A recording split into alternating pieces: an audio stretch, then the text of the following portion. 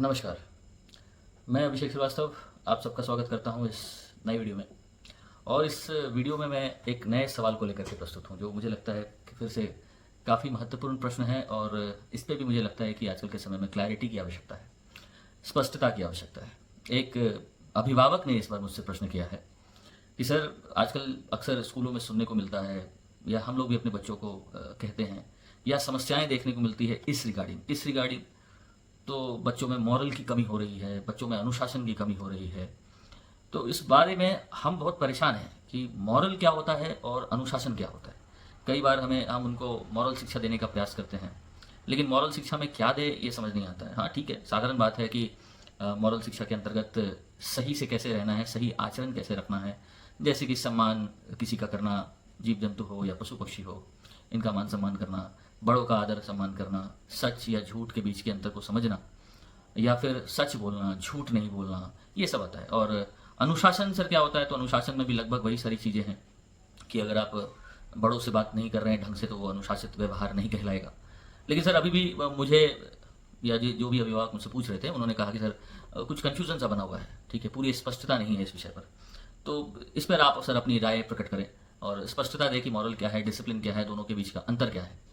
तो बस इसी चीज़ को लेकर के मैं यहाँ सामने आया हूँ अपने इस नए वीडियो में, जहाँ मैं कोशिश करूँगा कि बहुत ही साधारण ढंग से प्रैक्टिकल अप्रोच लेकर के कैसे हम समझें कि मॉरलिटी क्या होती है, डिसिप्लिन क्या होती है, और हाँ, एक सबसे बड़ी चीज़ जो अभी के समय में अनिवार्य है, बिल्कुल अनिवार्य है, वो है एथिक्स। तो इन तीनों के बीच के अंतर को आज मैं समझाने का प्रयास करूँगा और उसके बाद फिर आप लोग स्वयं ही डिसाइड करें कि अभी के समय में क्या आवश्यक है। ओके, चलिए तो फिर शुरू करते हैं। हमारा वीडियो है exploring morality, discipline and ethics.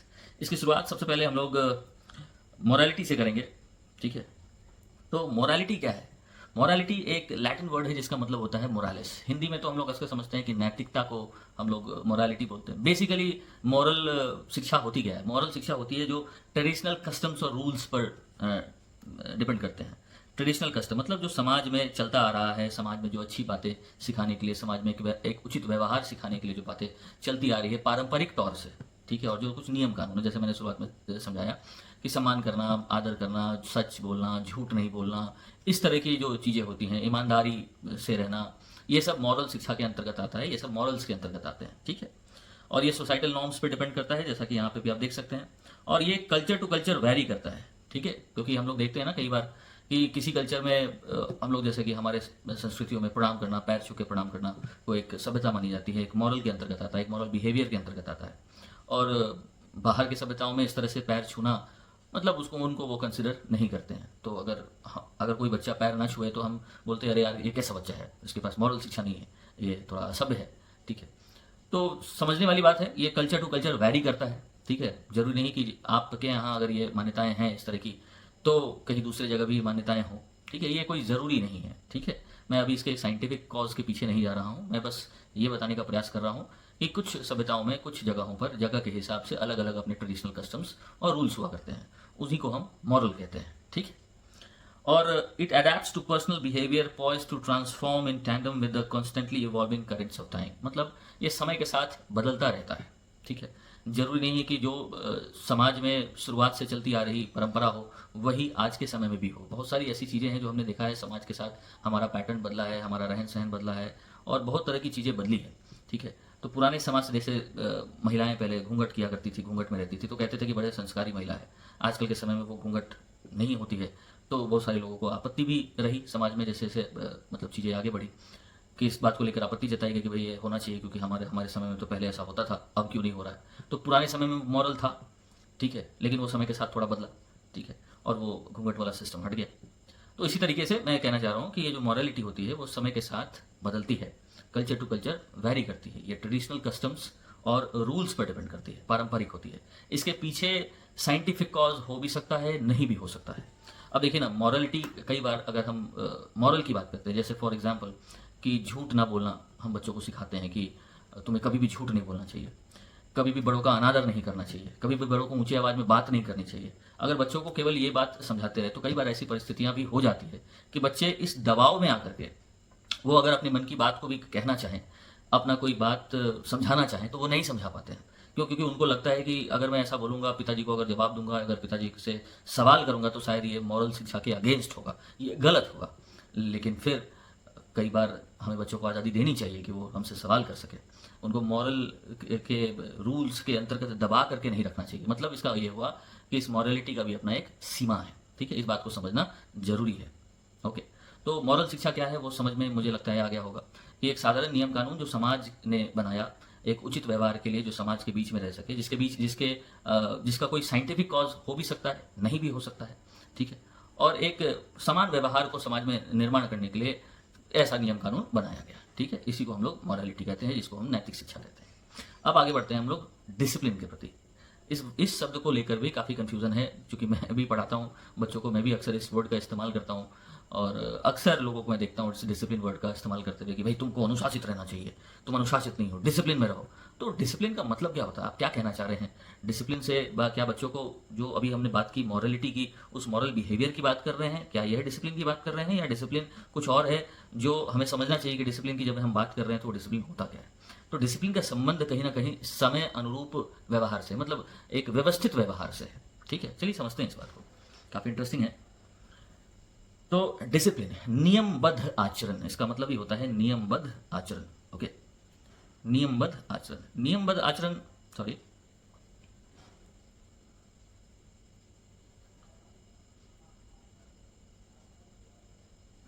नियमबद्ध आचरण। तो it's all about following rules, ठीक है। किसी निर्धारित नियम कानून के अंतर्गत काम करने को ही हम लोग डिसिप्लिन बोलते हैं।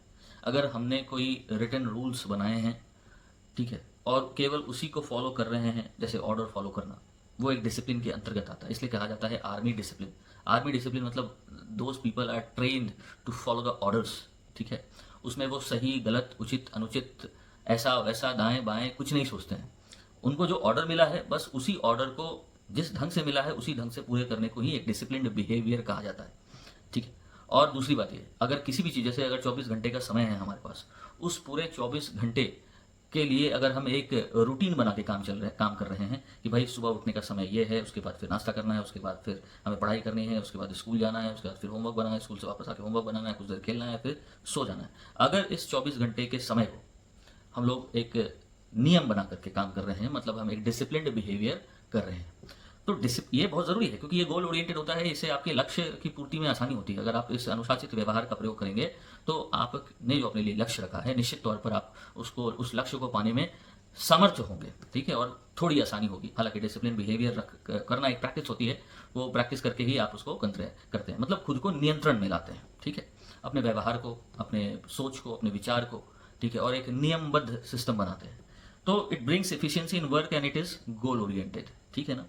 इट हैज़ ओन डिसएडवांटेजेस दो, तो जो जैसा मैंने हम लोगों ने फ़ायदा समझा डिसिप्लिन का कि अनुशासन का क्या फ़ायदा होता है, ये हमें लक्ष्य पूर्ति में एक साधक सिद्ध होता है, ये हमें उचित व्यवहार करना सिखाता है, एक व्यवस्थित व्यवहार करना सिखाता है। तो वहीं दूसरी ओर इसके कुछ डिसएडवांटेजेस भी हैं, और ये बहुत ज़रूरी है इसके डिसएडवांटेजेस को समझना, क्योंकि समाज में डिसिप्लिन को लेकर के भी बहुत सारी समस्याएं क्रिएट होती है। सबसे पहले तो ये हमारी क्रिएटिविटी को ख़त्म कर देता है, क्योंकि हमें दाएं बाएं सोचने का मौका ही नहीं देता है, क्योंकि हमें बस इतना पता है कि हमें बस इतना ही सोचना है, इतना ही करना है, इसी रास्ते चलना है, क्योंकि हमें ये ऑर्डर दिया गया है, ये नियम हमारे लिए बनाया गया है। अगर इस नियम से थोड़ा सा भी इधर या थोड़ा सा भी इधर करते हैं तो उसके लिए जो निश्चित पनिशमेंट है वो हमें मिलेगा। तो ये हमारी क्रिएटिविटी ख़त्म कर रहा है, ये हमारे ग्रोथ को कहीं ना कहीं वो खत्म कर रहा है, हमारे स्किल्स को डेवलप होने से ये रोक रहा है, अगर ये डिसिप्लिन ज़रूरत से ज़्यादा हो जाए तो। इसलिए अनुशासन का पालन भी सीमा में ही होता है। अनुशासन भी आप सीमा में रह करके ही अनुशासित हो सकते हैं। अगर वो अनुशासन सीमा से बाहर चला गया, ज़रूरत से ज़्यादा अनुशासित हो गए, तो ये समाज में थोड़ी अराजकता फैला सकता है, निश्चित तौर पर आपके सोचने समझने की बुद्धि को, सोचने समझने की कैपेसिटी को कम कर सकता है, ठीक है। ये बात समझना बहुत ज़रूरी है, ये क्लैरिटी होना बहुत ज़रूरी है, ठीक है। So it kills creativity, it make space for moral corruption, ठीक है, ये मॉरल करप्शन को जगह देता है आने का, ठीक है। दूसरी बात, डिस्करेजेस पर्सनल ग्रोथ और सेल्फ कॉन्शियसनेस। इंसान जो होता है वो कुछ और सोच नहीं पाता है, क्योंकि वो नियम में, कानून में वो बंधा है, वो कुछ और नहीं देख पाता है। तो इसलिए डिसिप्लिन का होना बहुत ज़रूरी है, लेकिन डिसिप्लिन का बहुत ज़्यादा सख्त हो जाना भी ये समाज के लिए घातक सिद्ध होता है। एग्जाम्पल के लिए हम लोग हिटलर के शासनकाल को याद कर सकते हैं। हिटलर के लिए जैसे ही हम लोग किसी को हिटलर बोलते हैं, हिटलर टाइटल देते हैं, मतलब वो आदमी बड़ा सख्त है, बहुत डिसिप्लिन आदमी है। मतलब अगर 9 बजे मतलब 9 बजे, 8 बजे मतलब 8 बजे, 9:15 मतलब 9:15, अगर थोड़ा सा भी इधर हुए थोड़ा सा भी उधर हुए तो उसके लिए आपको भारी डांट का सामना करना पड़ सकता है, हो सकता है आप सस्पेंड हो जाए। मतलब इस तरह की चीज़ें आती हैं इसके अंतर्गत, ठीक है। और तो इस तरह के कैरेक्टर वाले इंसान को हम लोग हिटलर बोलते हैं। और I must tell you that Hitler का टाइटल मिलना एक अच्छी बात नहीं है, ठीक है। He was not a good ruler, ठीक है, for the welfare of the society. तो उसने पूरी तरह से ज़रूरत से ज़्यादा अनुशासित कर दिया था, जहाँ लोगों की सोच और समझ खराब हो गई थी। वो अच्छा क्या है और बुरा क्या है इसमें निर्णय लेना छोड़ दिए थे। उनके पास अपना सोचने की कोई क्षमता थी ही नहीं, बची ही नहीं थी, ठीक है ना। तो डिसिप्लिन यहाँ पर खराब ही हो जाता है, ये बात मैं समझाना चाहता हूँ, ठीक है। अब आते हैं डिसिप्लिन और मॉरल से भी हटके एक उससे भी बड़ी चीज़ है जो मुझे लगता है कि सबसे प्रैक्टिकल तौर पर अपनाना चाहिए। मॉरल की शुरुआत बचपन से होती है, क्योंकि बचपन में गहराइयाँ कम होती है, हल्के फुल्के बातें हम उस समय बता सकते हैं। जैसे सच, अगर किसी बच्चे को बोलता हूँ देखो बेटा झूठ नहीं बोलना चाहिए, हमेशा सच बोलना चाहिए। लेकिन झूठ और सच की भी जो स्थिति होती है वो समय के साथ बदलती है, ठीक है। और किस समय उसका प्रयोग करना चाहिए ये भी समझने वाली बात है, परिस्थिति अनुरूप, ठीक है। ये हमें सिखाता है एथिक्स। ये क्या चीज़ है इसको मैं थोड़ा सा बताने का प्रयास करूंगा, बस हल्का सा हिंट दूंगा, सो दैट कि ये प्रैक्टिकली पॉसिबल हो जाए आपको इसको समझना, और फिर इसको किस तरीके से इंप्लीमेंट करना है ये इस बात पे थोड़ी क्लैरिटी आपको मिल सके। Okay, so let's move. Now comes ethics, right और रॉन्ग। तो ये एक ग्रीक वर्ड है जिसका मतलब होता है एथिक और एथोस, और दूसरी बात ये कि इसका मीनिंग होता है मॉरल कैरेक्टर, ठीक है। ये कैरेक्टर की बात करता है। अब देखिए ये काफ़ी विस्तृत टर्म है, इसके अंतर्गत बहुत कुछ आता है। वो बहुत कुछ क्या क्या आता है समझिए, इस बात को गौर से समझिएगा, ठीक है। तो देखिए ये deals with the nature of act. पहली बात, ये एक्ट जो हम कर रहे हैं, जो भी काम हम कर रहे हैं, उसका स्वभाव क्या है, उस स्वभाव को वो समझता है, ठीक है। इसके अंतर्गत आता है स्वभाव को समझना, नेचर क्या है उस एक्ट का, ठीक है। उसके बाद इसके अंतर्गत आता है इंटेंशन क्या है, जो भी कार्य हम कर रहे हैं, what is the intention behind the act, okay. So what is the intention behind the act, कि आपका मकसद क्या है। 1 मिनट, हाँ जी। तो नेचर ऑफ द एक्ट, स्वभाव क्या है एक्ट का, ठीक है। दूसरा है इंटेंशन ऑफ द एक्ट, ठीक है, किस नियत से कोई कार्य किया जा रहा है, नियत बहुत मायने रखती है, ठीक है ना। सर्कमस्टांसेस ऑफ द एक्ट, किस परिस्थिति में रह करके कोई कार्य को किया गया, बिल्कुल सही बात है। और when and where of the act, कब और कहाँ इस कार्य को किया गया। अब इसको अगर मॉरल के ग्राउंड पर चेक करें, ठीक है, तो फिर कैसे इसको एनालाइज करेंगे हम लोग, जरा हम लोग देखते हैं। अगर सपोज कीजिए कि कोई लॉयर है, ठीक है, उसको केस लड़ना है, वो उसका कर्तव्य है, बिल्कुल ठीक है। तो डिफेंस लॉयर होता है, मान लेते हैं कोई अक्यूज्ड है, कोई क्रिमिनल है, किसी ने कोई अपराध किया है, और उसके लिए सरकार ने एक वकील रखा है कि भाई आप इसको डिफेंड करो। वकील को मालूम है कि इसने एक अपराध किया, निश्चित तौर पर मालूम होता है, लेकिन इसके बावजूद वो अपना वो केस लड़ेगा, क्यों, क्योंकि वो उसका कर्तव्य है। लेकिन अब इसको मॉरल ग्राउंड पे जरा चेक करें, तो एक तो क्रिमिनल है, अब मुझे पता है या उस वकील को पता है कि उसने क्राइम किया है, तो उसका मॉरल उसको क्या कहेगा, मॉरल कहेगा कि भाई ये तो तुम गलत काम कर रहे हो कि उसने क्राइम किया और फिर तुम उसका समर्थन भी कर रहे हो, ठीक है, उसी के पक्ष में लड़ाई करो, ये तो समाज के खिलाफ, ये तो समाज के खिलाफ हो जाएगा। तो अगर वो अपने मॉरल को चेक करेगा तो फिर वो केस नहीं लड़ेगा, सिंपल सी बात है। लेकिन केस लड़ना उसका कर्तव्य है, क्योंकि उसकी वही ड्यूटी है, क्योंकि उसने वही प्रोफेशन चुना है अपने लिए, ठीक है। तो उसको ये देखना बिल्कुल नहीं चाहिए कि वो जो केस लड़ रहा है वो क्रिमिनल के अगेंस्ट लड़ रहा है या क्रिमिनल के लिए लड़ रहा है, ठीक है। उसका बस एकमात्र काम है ये देखना कि वो अपना काम कर रहा है या नहीं कर रहा है। तो ड्यूटी बाउंड होना ही एथिक्स है। एथिक्स आपको मॉरल नहीं सिखाता, ठीक है। और अगर कुछ हद तक सिखाता भी है तो बोलता है उस मॉरल की भी अपनी एक सीमा है। मतलब अगर कुछ सच है तो उस सच की भी अपनी एक सीमा है, झूठ है तो झूठ की भी अपनी एक सीमा है, कुछ अच्छा है तो उस अच्छे की भी अपनी एक सीमा है, और कुछ खराब है तो उसकी भी अपनी एक सीमा है। और उसकी सीमा क्या बांधेगा, वो बांधेगा आपका इंटेंशन क्या है उस कार्य के प्रति, वो बांधेगा कि नेचर ऑफ द एक्ट क्या है आपका, वो बांधेगा कि उस कार्य की परिस्थिति क्या है, और वो बोलेगा कि समय और स्थान क्या है, ठीक है। जैसे झगड़ा करना बिल्कुल गलत है, नहीं करना चाहिए झगड़ा। सड़क पे चलते हुए कोई आपस में लोग लड़ लेते हैं, झगड़ लेते हैं, ठीक है, चलिए वो किसी हद तक एक्सेप्टेबल हो जाता है। लेकिन अगर यही काम किसी मंदिर में हो जाए, हम किसी मंदिर में पूजा करने के लिए गए और वहाँ पर 2 आदमी ने झगड़ा कर लिया, तो शायद उसका वो अगर वो सड़क पे कर रहा होता तो उसका वो जो इम्पैक्ट होता वो उतना नहीं पड़ता। लेकिन वो मंदिर में जाके ऐसा कार्य कर रहा है तो उसका जो गलत कृत्य है, उसकी जो डिग्री है वो डिग्री बढ़ गई, ठीक है ना। तो फिर समय और स्थान भी मैटर करता है कि आपने कौन सा कार्य किया, कब किया और कहाँ किया, ठीक है। तो ये देखिए एथिक्स हमें ये सब चीज़ सिखा रहा है कई बार हमें ऐसा होता है, जैसे मैंने शुरुआत में बात की कि मॉरल बिहेवियर के अंतर्गत अगर हमें कुछ बातें कहनी है, अगर सपोज कीजिए मुझे कुछ सवाल करना है और सवाल जिससे करना है वो हमसे काफ़ी सीनियर है, लेकिन मुझे लगता है कि नहीं वो सवाल करना अनिवार्य है, वो सवाल करना उचित होगा उससे, ठीक है, तो हमें मॉरलिटी का ख्याल रख के उससे सवाल नहीं करना चाहिए या एथिकल होकर उससे सवाल करना चाहिए। ये मैं आप पे छोड़ता हूँ सोचने के लिए, ठीक है। उसके अलावा नेक्स्ट है, it is concern with the professional behaviour and practices, ठीक है। ये एक प्रोफेशनल बिहेवियर और प्रैक्टिसेस को अपने अंतर्गत रखता है, ठीक है। और जहां तक मॉरलिटी का सवाल है, तो मॉरलिटी जो है वो basically deals with personal behaviour, whereas ethics deals with the personal behaviour, sorry professional behaviour, ठीक है। इट इज़ मोर प्रैक्टिकल, ये काफ़ी प्रैक्टिकल है। It is not subject to change, ये हमेशा परमानेंट होता है, ये कभी बदलता नहीं है। जैसे मैंने मॉरल के बारे में कहा, ये समय के साथ बदल जाता है, लेकिन एथिक्स जो है वो समय के साथ कभी नहीं बदलता, ठीक है। वो हमेशा सत्य की राह पर चलता है। और सत्य कौन सा सत्य? जितने भी यूनिवर्सल ट्रुथ है, जो चिरंतन सत्य है, एथिक्स फॉलोज दोज चिरंतन सत्य। जैसे कि भगवत गीता में श्री कृष्ण ने इसके बारे में काफ़ी अच्छी बात कही है। तो उसी के थोड़ा सा हिंट मैं बस दे रहा हूँ, क्योंकि ये कोई टेक्निकल एपिसोड नहीं है, ठीक है। मैं बस हल्का सा लाइट शेयर कर रहा हूँ यहाँ पर, लाइट शेड कर रहा हूँ यहाँ पर, ठीक है, कि ताकि एक स्पष्टता मिल सके। तो भगवत गीता में कृष्ण ने अर्जुन को मॉरलिटी का ज्ञान नहीं, बल्कि एक निश्चित अनुशासन और एथिक्स का ज्ञान दिया था, है ना। क्योंकि अर्जुन को कहा था कि भाई अर्जुन, तुम अपना कर्तव्य करो, तुम युद्ध क्षेत्र में हो, तुम्हें युद्ध करना है, यही तुम्हारा कर्म है, यही तुम्हारा कर्तव्य है। सामने तुम्हारे युद्ध भूमि में कौन खड़ा है दुश्मन के रूप में, तुम ये मत देखो। क्योंकि अर्जुन के सामने उसके सभी सीनियर्स खड़े थे, सभी फैमिली मेंबर्स खड़े थे। तो अगर अर्जुन उस समय मॉरल को देखता, तो निश्चित तौर पर हमको अपने फैमिली मेंबर्स के साथ ऐसा व्यवहार नहीं करना चाहिए था।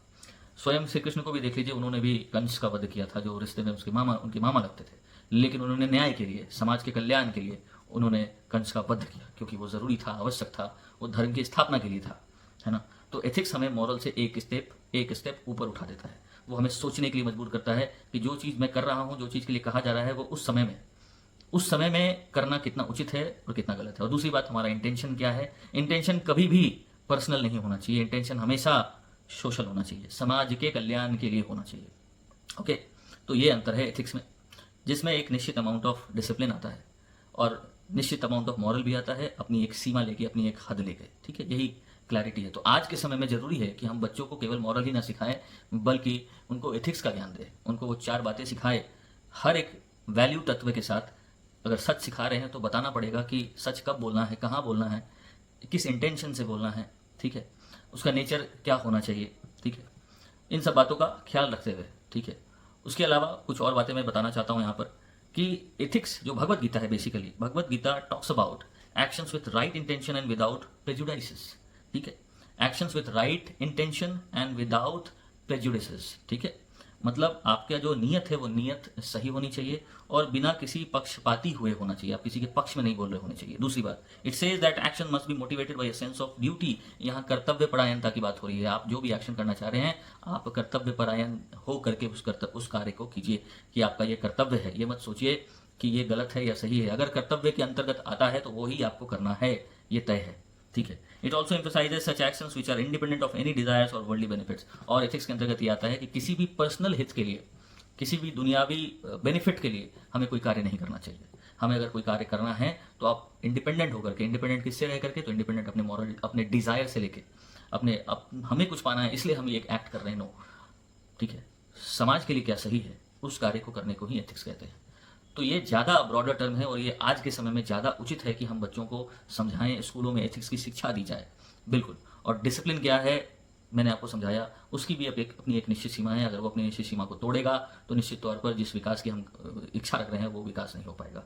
इनफैक्ट वो क्रिएटिविटी खत्म हो जाएगी। और मॉरल की भी अपनी एक सीमा है, ठीक है। छोटे बच्चों तक तो सिखाने के लिए सही है, लेकिन जब बच्चा बड़ा होता है तो उनको एथिक्स सिखाने की बहुत आवश्यकता है, ताकि समय अनुरूप, परिस्थिति अनुरूप वो कार्य कर सके, उचित कार्य कर सके। जहाँ सही है वो सही बोल सके और जहाँ गलत है वो गलत बोल सके। अगर कोई बड़ा गलत कर रहा है तो इतना करेज होना चाहिए कि हम उसको भी समझा सके कि आप गलत कर रहे हैं। ऐसा नहीं होना चाहिए कि अगर सपोज कीजिए कि कोई बच्चा ही है और किसी कारणवश मैं एक शिक्षक हूँ और मुझसे कोई गलती हो रही है, मैं कुछ गलत बोल रहा हूँ और बच्चे ने मुझे टोक दिया कि सर ये आप क्या बोल रहे हैं, ये तो गलत है। तो मैं बोलूँगा यार तुम्हारा क्या बर्ताव है मुझसे, ठीक है, तो तुम तो बिल्कुल भी अनुशासित बच्चे नहीं हो, तुम्हारे अंदर थोड़ा सा भी मॉरलिटी नहीं है। नहीं, उस वक्त वो बच्चा सही है क्योंकि वो मुझे टोक रहा है कि मैं गलत हूँ, ठीक है। तो ये मुझे स्वीकार करना चाहिए, ठीक है। तो बस यही मेरा कॉन्सेप्ट है मॉरलिटी, एथिक्स और डिसिप्लिन को लेकर के। भगवद गीता का भी उदाहरण मैंने दे दिया आपको, ठीक है। तो आज के वीडियो में इतना ही। उम्मीद करता हूँ कि आपको ये वीडियो पसंद आया होगा, शायद कुछ क्लैरिटी मिली होगी, और हाँ अगर मिली है तो कृपया करके इसे लाइक सब्सक्राइब, चैनल को सब्सक्राइब कर दीजिए, वीडियो को लाइक कर दीजिए, शेयर कीजिए अपने मतलब रिलेटिव्स में, फ्रेंड्स में, और कोशिश कीजिए कि ये स्पष्टता जो है वो समाज में फैले। धन्यवाद, थैंक यू।